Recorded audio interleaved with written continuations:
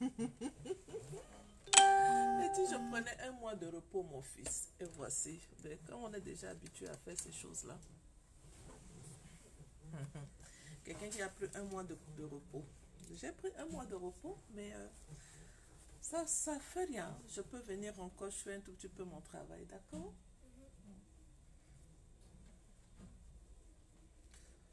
Bon, les amis, bonjour. Comment vous allez? D'habitude, je mets un tout petit peu. Stéphanie, c'est toi? Bonjour, comment vas-tu? J'aime mettre un tout petit peu ma musique et puis je bouge, je me réveille avant de faire mon live, mais là je suis pas à la maison, je pars mon baffle avec moi. Ma petite sonnerie de musique, je l'ai pas, donc du coup je suis obligée de faire avec. Donc c'est un live tout court, parce que malgré que je suis dans mon petit coin en vacances, malgré que j'ai mis un message aux femmes que je ne serai pas là, je pars pour quelques jours de vacances, les messages viennent quand même me trouver. Il y a certains messages qui te font réagir. Et ce matin, j'ai eu un message d'une dame, mais comme je vous dis, malheureusement, bonjour à tout le monde d'abord, bonjour. Malheureusement, je n'ai pas mon microphone. Vous pouvez sûrement pas écouter, mais je vais essayer de vous mettre ça pour que vous écoutez et après on va discuter dessus, d'accord? Est-ce que vous allez bien?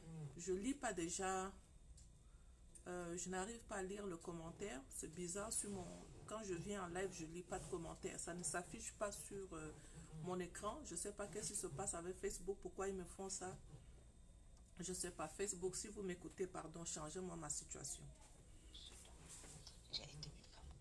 Oh mon Dieu, c'est tellement bas. Alors, quand mon mari a commencé avec les infidélités, je me suis fermée complètement à lui. Mais alors complètement. Ah, c'est tellement bas que vous ne pouvez pas écouter. Mais je vais revenir dessus. Quand je vais rentrer à la maison, je vous ferai écouter ça. Je pensais que ça pouvait être quand même un peu plus haut. Mais là, ça ne marche pas en fait. C'est tellement bas. Partage un peu le live là. On va causer un peu. On va causer un peu. Je vais aller sur un autre téléphone pour m'efforcer à lire les commentaires. Sûrement, il y aura des commentaires. Quand tu fais de live, il y a les commentaires et quand tu les lis, est-ce que vous m'entendez? Même si vous m'entendez, si quelqu'un est en train de m'écrire, je peux pas. Il faut que j'aille sur un autre téléphone. Dani, ça va? Et Wilfred, donnez-lui la serviette. Donnez-lui la serviette, s'il vous plaît. Donc là, je peux partager. Voilà, ici, je peux lire les commentaires. Je vais aussi partager ça. Dani, tu es libre. Viens pas ici. Ok.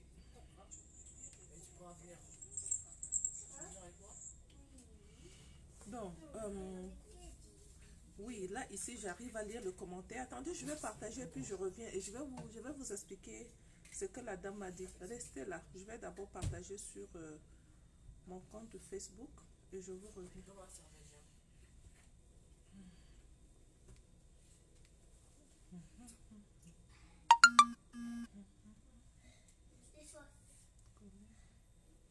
Publier.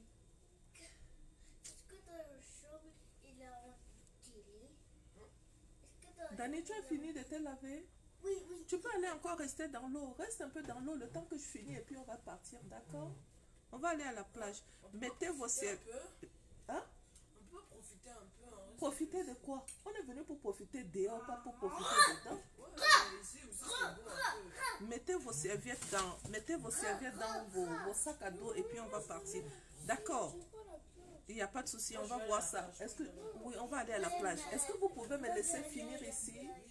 D'accord, très bien. Bonjour mes amis. Alors, j'ai dit, parfois il faut changer son langage. Changer ce que nous avons vécu dans le passé. Il y a une dame qui m'a envoyé un message ce matin. Elle regrettait ce qu'elle avait vécu.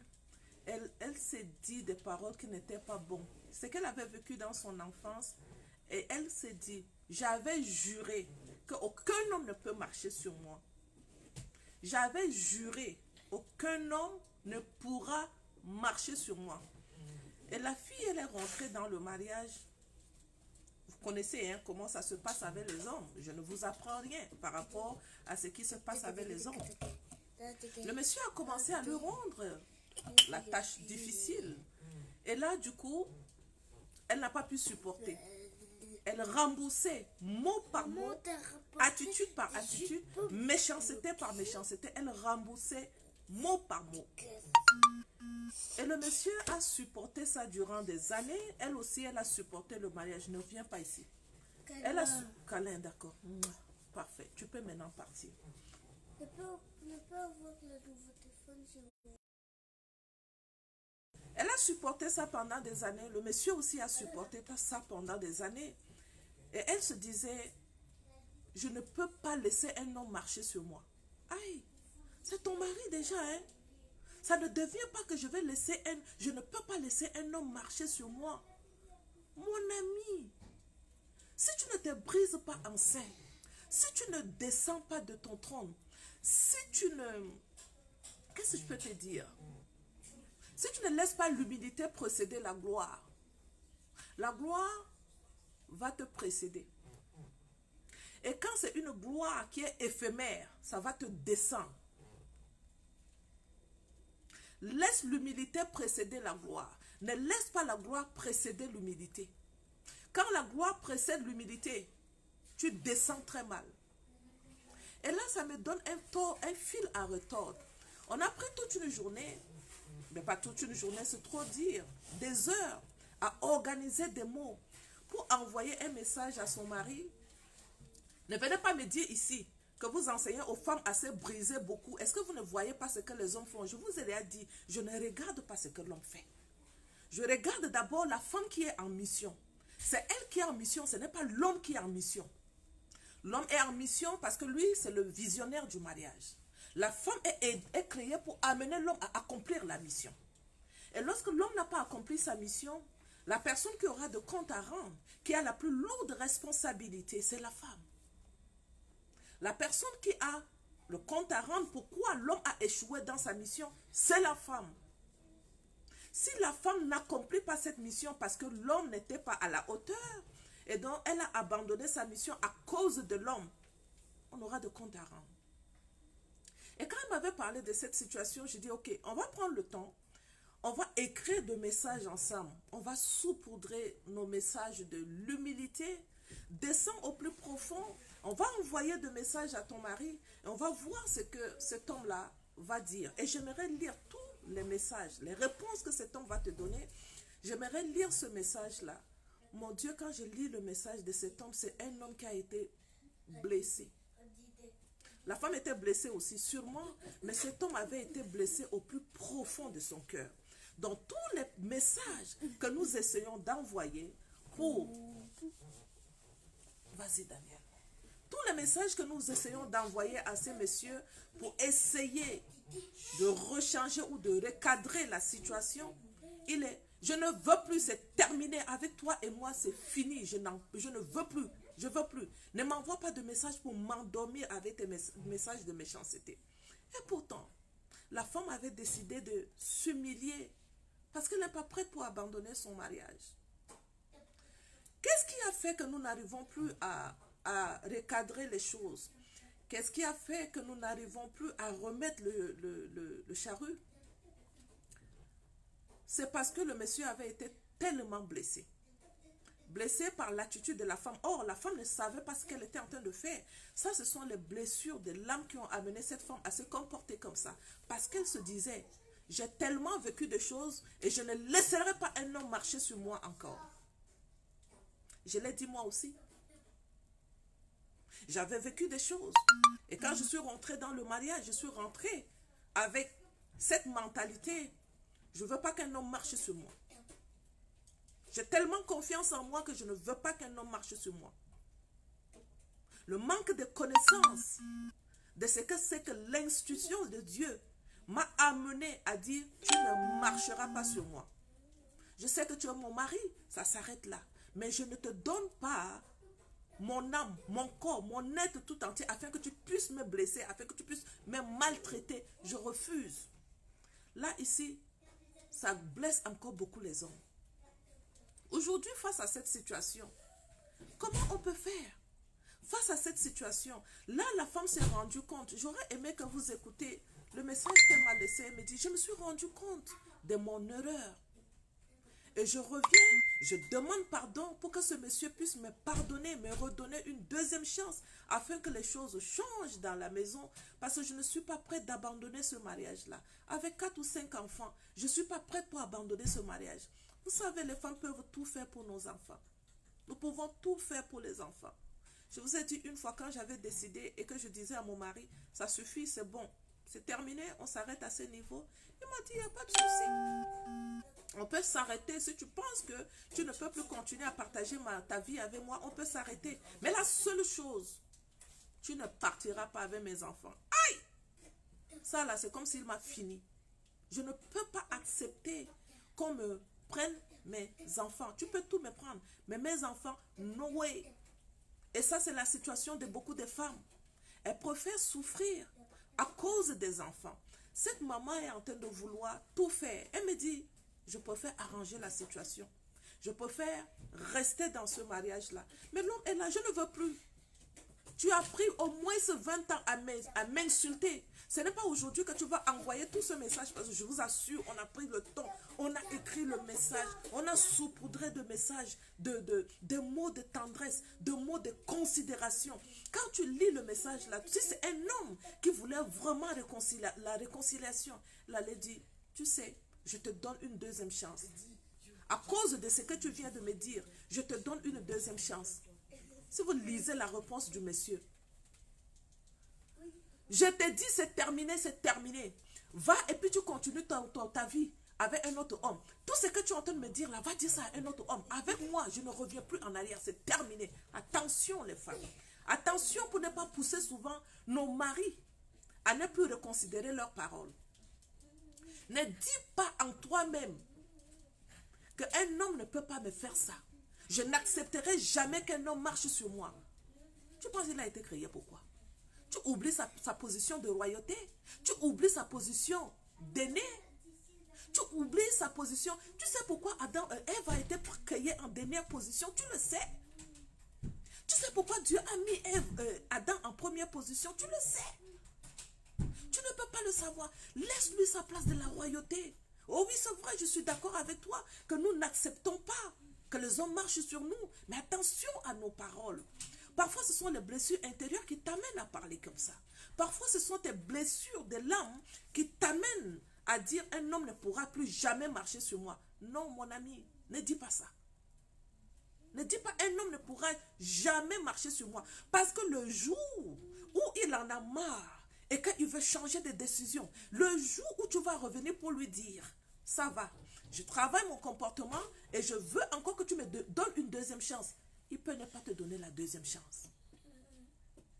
Ah oui, ici je parle aux femmes qui ont encore la valeur de la famille, s'il vous plaît. Wilfried, s'il te plaît, prends ton frère. Parce que le nuit, je ne veux pas qu'il vienne ici dans le live. Il faut l'habiller, on va sortir bientôt. Merci Wilfried. Le jour où tu vas décider, non, malgré la situation, vaut mieux que je reste avec l'eau que j'ai déjà connue, au lieu de rentrer dans l'eau qui est profonde et que je ne pourrais pas nager dedans. Il y a des eaux qui sont trop profondes, que tu ne peux pas laisser une eau qui est douce et puis tu vas aller essayer d'aller en eau profonde. C'est un peu plus compliqué. Ce qui est dans ta vie là, deal avec ce qui est dans ta vie que de les changer. Je ne veux pas te dire que les hommes sont tous pareils. Je refuse de le dire parce qu'ils ne sont pas tous pareils. Pareil à l'image de Dieu. Et quand tu connais que l'homme est à l'image de Dieu, tu changes ton langage. Tu n'as pas le langage de quelqu'un. Les hommes sont tous pareils. Toi, tu es pareil avec qui? Pourquoi tu dis que les hommes sont tous pareils? Ils ne sont pas tous pareils parce que toi, tu n'es pas pareil avec tous les autres. Moi, je suis unique. Je n'ai pas une autre femme qui me ressemble. Et je ne dirais pas que les femmes sont pareilles. Si je dis les femmes sont pareilles, ça veut dire moi, je me considère pareil avec tous ces falafala que je vois ici dehors. Donc, je ne peux pas me considérer comme tout le monde. Alors, je ne dirais jamais de moi, les femmes sont tous pareilles. No way! Ça, ce sont des paroles que j'avais eues dans le passé. Mais aujourd'hui, je ne pourrais pas le dire. À cause de la sagesse, avec le temps, tu acquiers de la sagesse et il y a certaines paroles que tu ne le dis pas. Anaël, quitte ici, s'il te plaît. Je ne veux pas que tu viennes ici. Reste à distance parce que je vous protège toujours du réseau. Il y a des fois que je peux vous laisser passer, mais il y a des fois où je ne veux pas. Ici, c'est sur la page. Et la page, ça peut aller trop loin. Donc, tu quittes. Quitte. Quitte. Merci, Anaël. Ceci, c'est sur mon compte. Vous pouvez les voir. Mais la page, sur la page, les vidéos, ça va très, très vite. Hier, quand j'étais en train de voyager, je faisais un peu de séquences de vidéos. Et vous avez vu que je faisais sur mon compte Facebook. Je ne faisais pas sur la page. Pourquoi? Parce que les gens sont compliqués. Ah, il y a des fois où j'étais en train de conduire, hein, et puis je mettais de vidéos. Donc, vous imaginez au Canada, dès qu'on tape seulement ton nom, on connaît ta famille, on connaît tu vis où, on connaît tout de toi. Donc, on va seulement venir me dire, si vous étiez en train de conduire et vous avez fait des vidéos, c'est terminé. Tout mon problème en ligne, ça va se détruire. Et pourtant, moi j'ai une mission en ligne. Je vais essayer de vous lire. Oui, on va profiter. Je vais essayer de vous lire parce que je n'arrive pas à vous lire là-bas. Les hommes ne sont pas pareils. Les femmes non plus. Mais oui, Valeska, les femmes ne sont pas pareilles. Les hommes ne sont pas pareils. Donc je ne peux pas dire que les femmes sont pareilles. C'est comme toi aussi, s'il vous plaît. Est-ce que vous pouvez, Wilfried, tu peux me laisser finir ici, hein? S'il te plaît. Tu ne peux pas dire de ton mari que les hommes sont pareils. Ça, c'est quel langage? Non, mon ami. Et pareil pour toi? Non, tu n'es pas pareil. Changeons nos manières de parler. Et attention à un homme, parce que quand l'homme, il change, il y a des gens, des hommes qui sont en fait, qui ne pardonnent pas. Nous, les femmes, on pardonne très vite. Hein? On pardonne. Et on donne facilement une deuxième chance. Anaël, quitte, chérie. Couche-toi de l'autre côté. Voilà. Non, je n'ai pas encore fini. D'accord? Donc, attention à un homme. Si tu veux encore vivre avec lui, attention pour ne pas le blesser. Vous savez, j'ai l'habitude de raconter ça aux femmes lors de mes formations. Et je disais, quand j'étais encore dans mes casse-têtes là, dans mes casse-têtes que je montais beaucoup sur mes talons à 36 cm ou 46, 56, quand je montais sur mes talons et que je me comportais mal envers mon mari, lorsqu'il était arrivé au pays et quand il avait été nommé directeur, à quelque part, je ne dis pas le nom, il a été nommé directeur. Cet homme-là, quand il était ici au Canada, mon salaire était plus élevé, mon mari n'aime pas que je dise ça. Et ça m'a amené à vouloir monter sur la tête de mon époux, à lui manquer du respect parfois. Et quand il avait eu cette position, j'ai paniqué. En même temps, j'étais content, mais en même temps, je me disais, si cet homme était un homme rancunier, cet homme pouvait me rembourser le mal. Cet homme pouvait me faire le comportement que tu m'as fait afficher. Quand on était à l'étranger, depuis l'Allemagne, tu me manquais du respect. Moi, ce que je vais faire avec toi, je peux me prendre une autre femme. Je peux sortir avec une autre femme. Si l'homme veut te faire du mal, il peut faire ça. Il peut te faire du mal. Et ça fait mal. Quand un homme est en train de te maltraiter en pratiquant l'infidélité, ça fait mal. Une fois, je lui disais que moi, je grossis très vite. Quand je maigris, il suffit que je prends un tout petit peu le temps, je grossis. Là, actuellement, j'ai repris mes kilos. Et j'ai repris combien? J'ai repris 4 kilos. Boum, c'est de sortie encore. Et quand je lui dis ça, il me dit, si je te trompe une ou deux fois, tu vas maigrir. Je dis, pardon. Il dit, oui. Les femmes, c'est ça. Quand tu veux faire du mal à une femme, trompe-la, maltraite-la.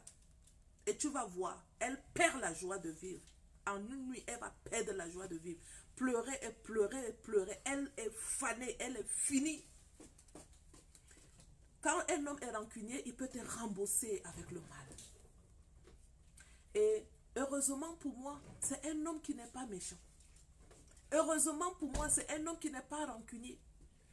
Vous pouvez vivre avec les hommes rancuniers dans vos maisons. Attention les femmes. Attention, connaissons nos maris très bien. Si tu sens que c'est un homme qui est rancunier, mon ami, descends de ton trône de gloire. Mets-toi dans la position de l'humilité et attends que c'est Dieu qui te fasse remonter. Parce que cette humilité qui va précéder la gloire serait mieux que quand c'est la gloire qui précède l'humilité. Je répète, cette humilité qui va précéder la gloire, bêta pour toi de t'humilier jusqu'à toucher le fond et remonter rapidement. Là, c'est l'humilité qui va précéder la gloire. Mais lorsque tu es trop sur ton trône de gloire, là, attention, quand tu vas chuter, hein, tu vas chuter très dangereusement. Et donc, j'avais commencé par avoir peur.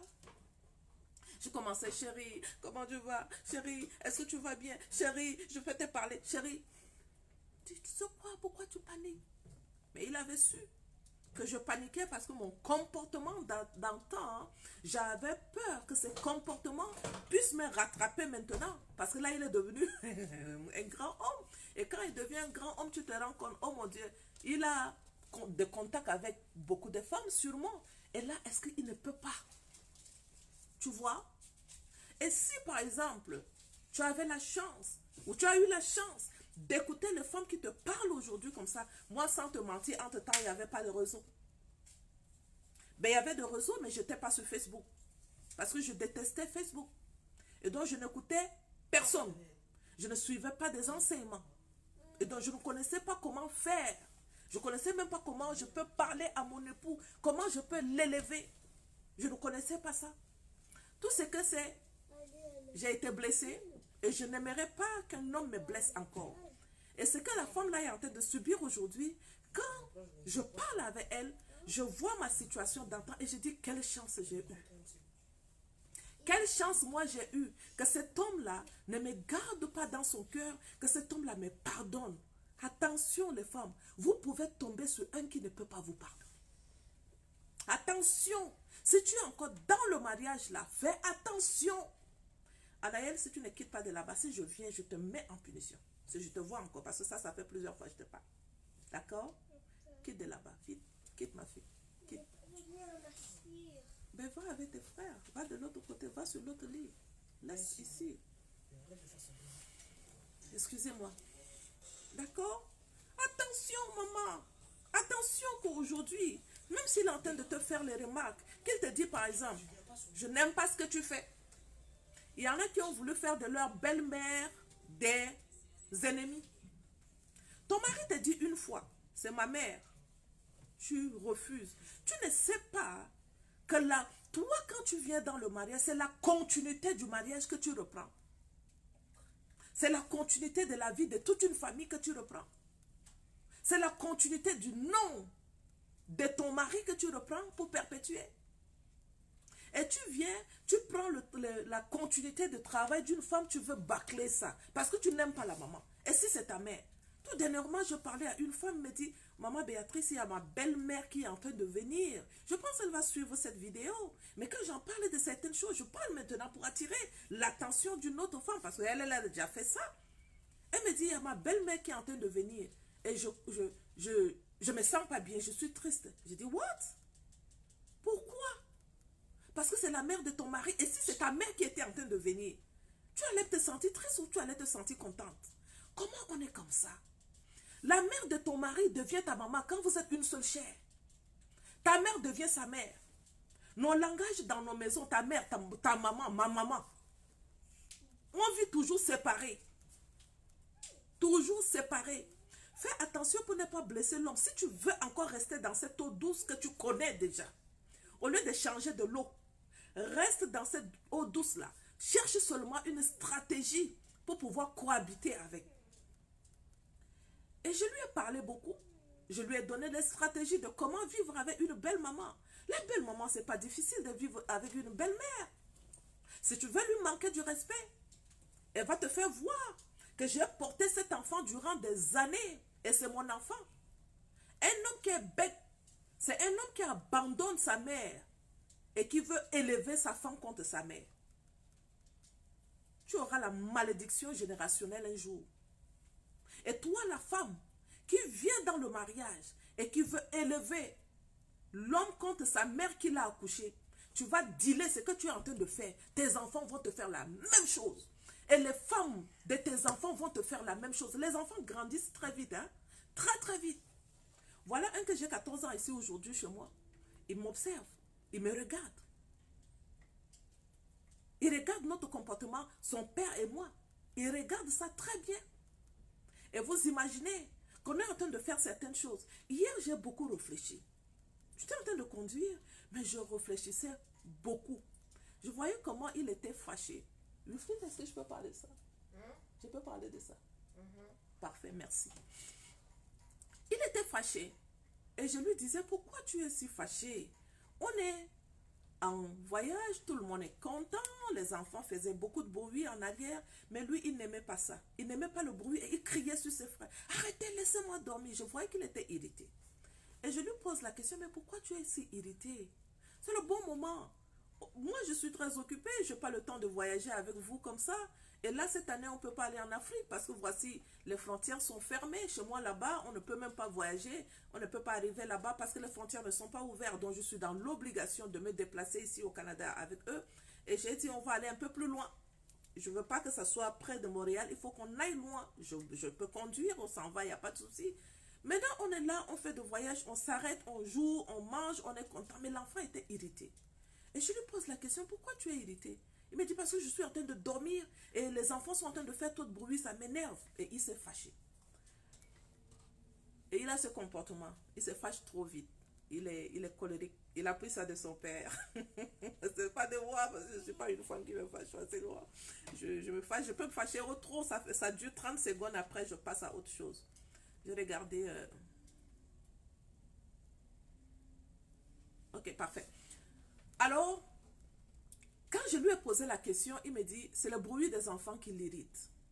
Et je n'étais pas très contente qu'il empêche ses frères de jouer et tout. Après, je réfléchis, j'ai dit, mon Dieu. Arrêtez, c'est quoi? Il faut que tu te débranches. Parfait, merci. Et je me pose la question, j'ai dit, mon Dieu, la femme qui aura cet enfant-ci, la femme qui sera la femme de mon fils-ci, si ce n'est pas une femme qui cherche à connaître son mari et qui veut vivre avec son mari malgré son état de colère et son état d'irritation, si c'est une femme qui va rentrer dans le mariage comme moi et qui va attendre de l'homme, la femme là va souffrir. Moi maintenant je le connais parce que c'est mon fils. Et quand tu rentres dans le mariage, fais de ton mari ton fils. Ça veut dire quelqu'un que tu connais beaucoup. Quand je dis fils, ça ne veut pas dire fils que tu l'as accouché. Mais fais de lui ton fils, quelqu'un que tu connais assez pour pouvoir vivre avec lui. Et je savais son état d'irritation. Il suffit qu'il se repose et après ça va passer.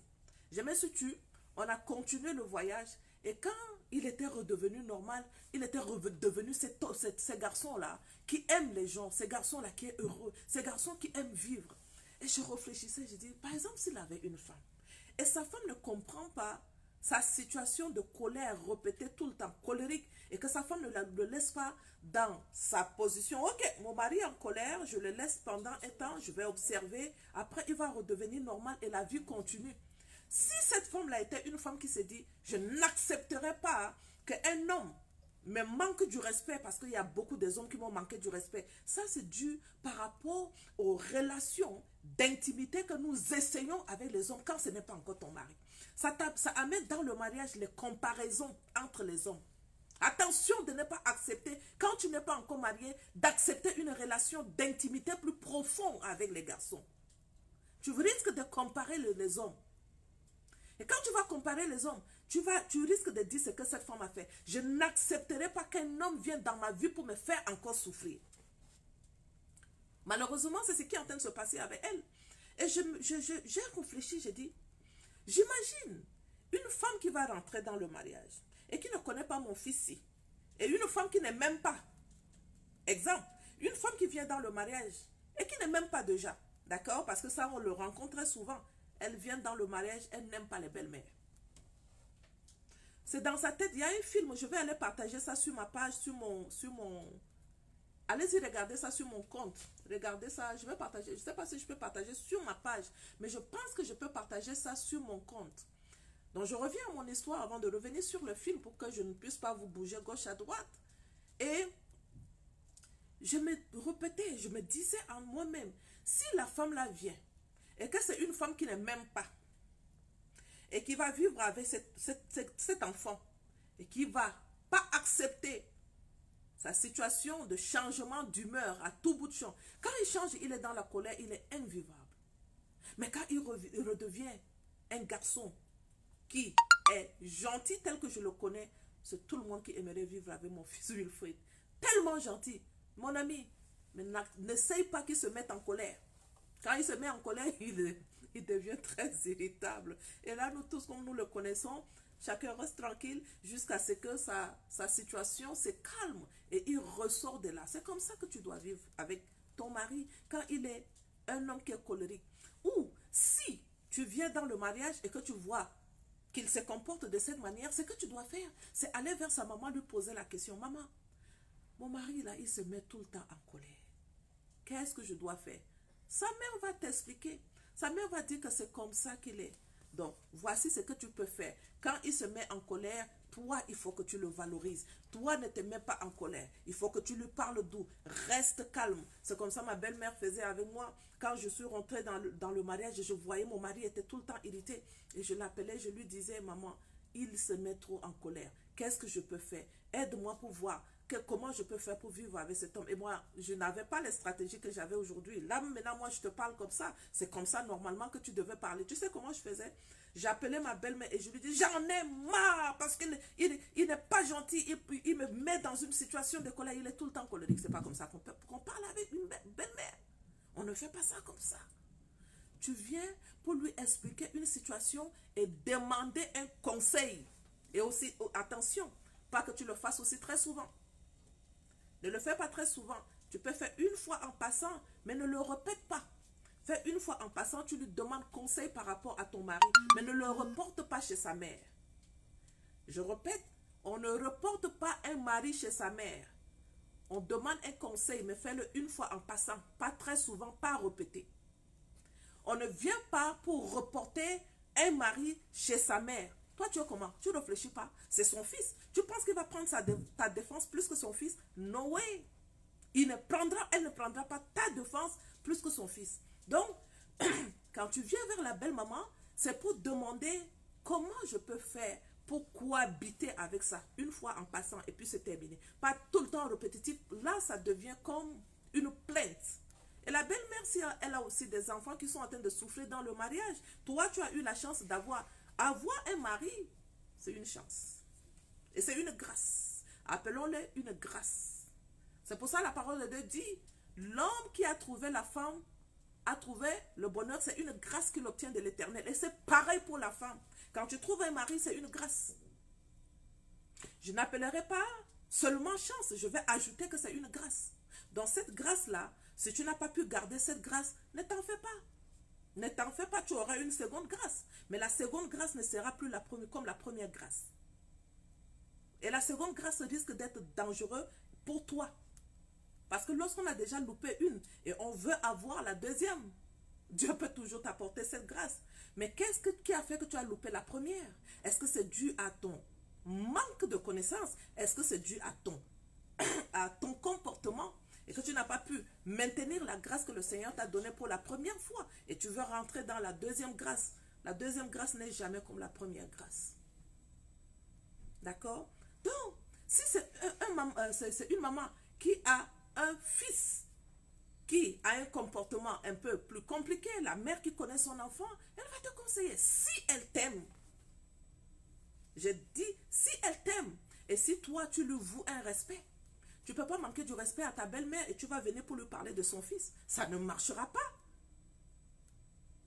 Si tu veux parler de ta belle-mère, de ton fils à sa maman, il faut que toi tu aies du respect pour son fils. Si tu n'as pas du respect, les mamans voient ce que toi tu ne peux pas voir lorsque tu es debout. Mais quand elle est assise, elle peut voir loin, là où ce que toi tes yeux ne voient pas. Même étant debout, tu ne vois pas. Mais une mère étant assise, elle voit et elle connaît. C'est pour ça, sois une amie avec ta belle-mère. Au lieu de la combattre, au lieu de la mettre éloignée parce que tu veux prendre contrôle total de son fils, ça ne marche pas. Ça ne marchera pas. Aime ta belle-mère comme tu as aimé ton mari. Si tu aimes ton mari, tu vas aimer sa belle-mère. Sa mère, plutôt. Et tu vas aimer ta belle-mère. Si tu n'aimes pas ton mari, tu ne peux pas aimer ta belle-mère. Donc, très souvent, les femmes qui ont des problèmes avec leur belle-mère, ma question est, est-ce que tu aimes vraiment ton mari? Si tu aimes ton mari, qu'est-ce qui t'empêche de ne pas aimer la belle-mère? Qu'est-ce qui t'empêche? Parce que c'est ta maman. C'est la mère de ta moitié. Elle devient automatiquement ta maman. Je vais clôturer ça en te disant, je posais la question à maman, réponse, ton mari est comme un jumeau et elle donne la stratégie. Voilà. Voilà. Moi, c'est mon mari qui m'a enseigné ça. N'ai rien apporté à ma mère ni belle-sœur. Très bien. Ça, c'est un mari qui est intelligent. Ne dis jamais ce qui se passe dans ta maison. Tu ne rapportes pas ça dans ta belle famille. Toi, tu penses que tu vas rapporter dans ta belle famille parce qu'ils t'aiment beaucoup et puis ils vont te supporter, mais ils vont supporter leur enfant. Et si tu es une femme qui leur manque un tout petit peu du respect, mon ami, on va te... t'as dit qu'on va te... Avec les ciseaux, on va te couper. On va te cisailler. Il ne faut jamais rapporter ce qui se passe dans ta maison à ta belle famille. Mais par contre, une fois en passant, tu peux lui demander conseil. Si vous vous aimez bien. Si je dis bien si vous vous aimez bien. Demande-lui le conseil par rapport à ton mari. Et moi, je te dis, une belle fille qui va rentrer dans ma vie et qui ne va pas me poser la question sur mon fils que j'ai élevé.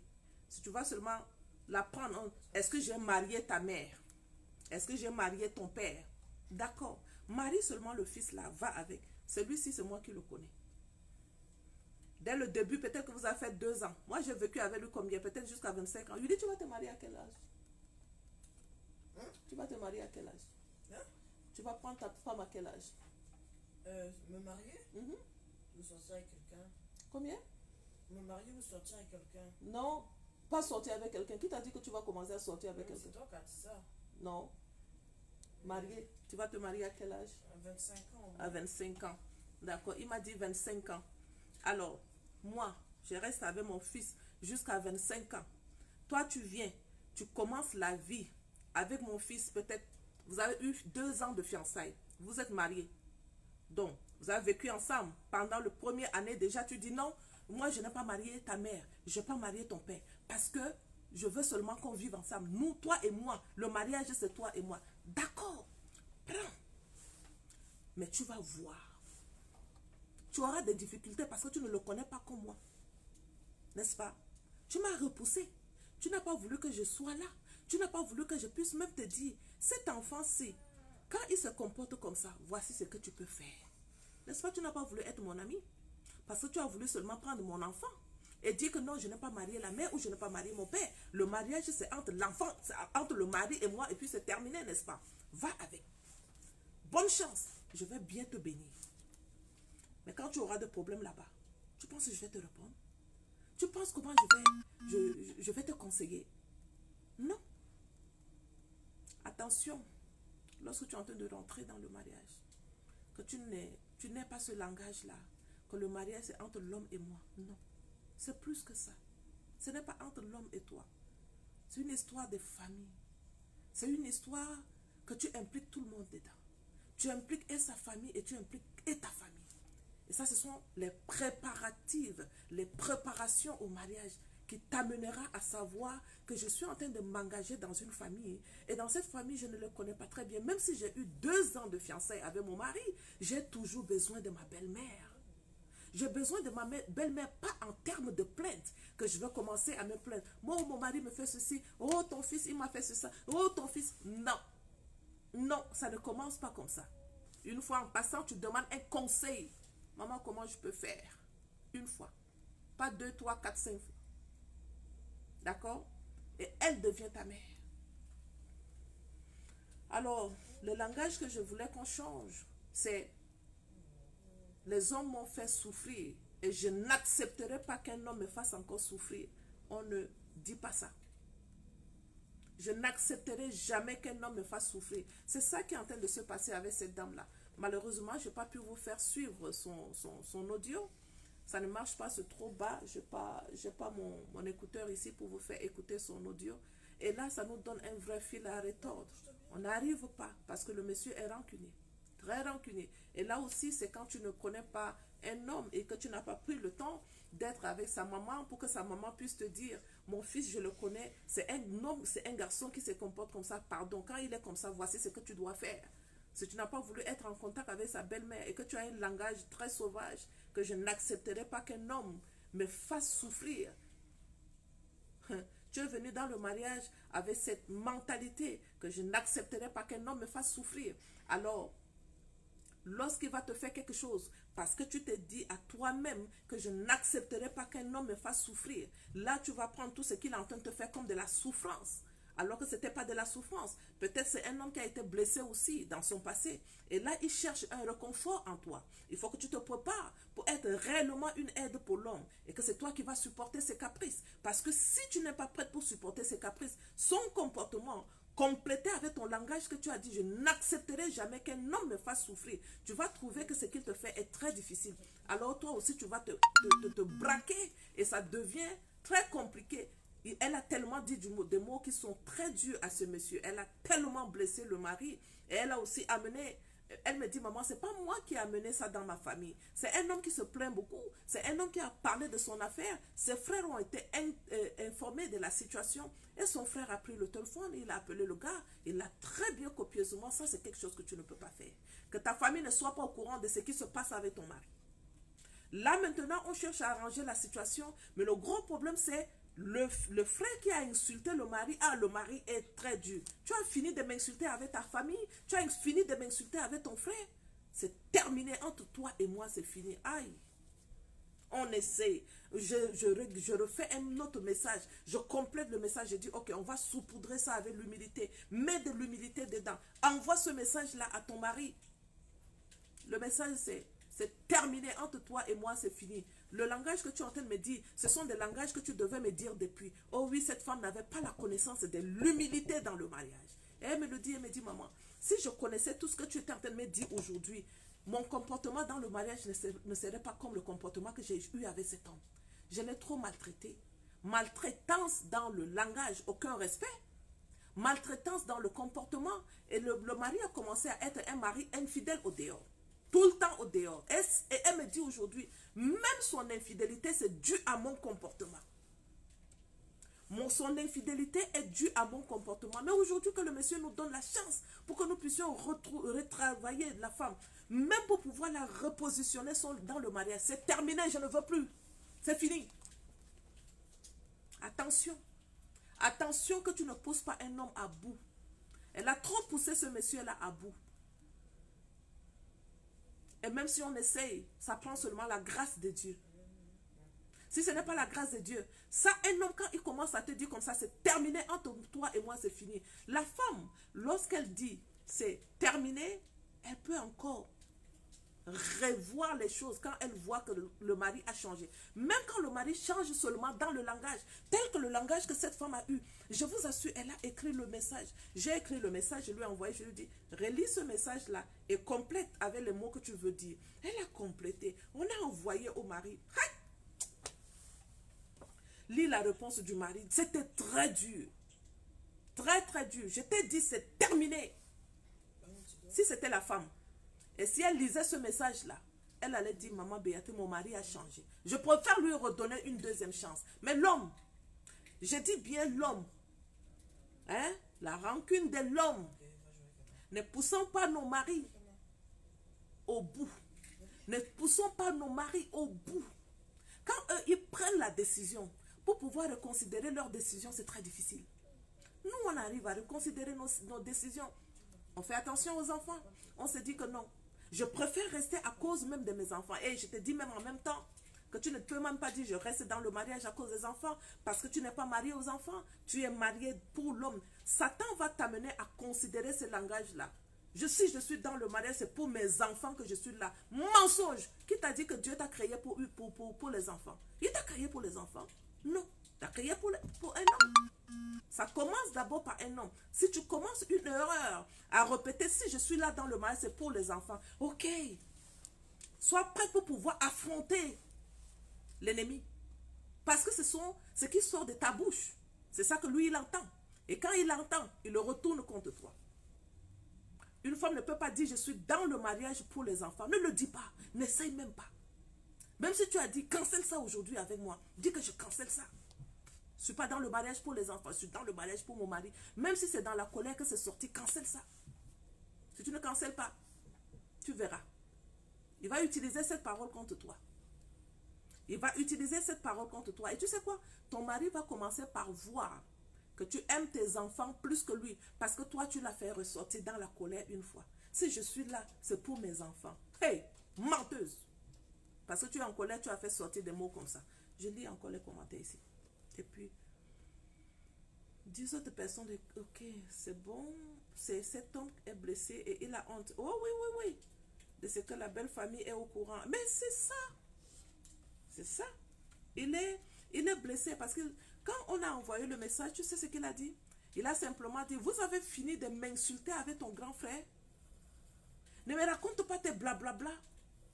Vous avez fini de m'insulter. Prends tes enfants, va dans un autre mariage. Pour toi et moi, c'est terminé. Ah! Quelle rancune! Quelle rancune que tu ne peux pas pardonner. Et la femme lui dit encore, il dit que, je lui ai dit, il faut que tu l'élèves.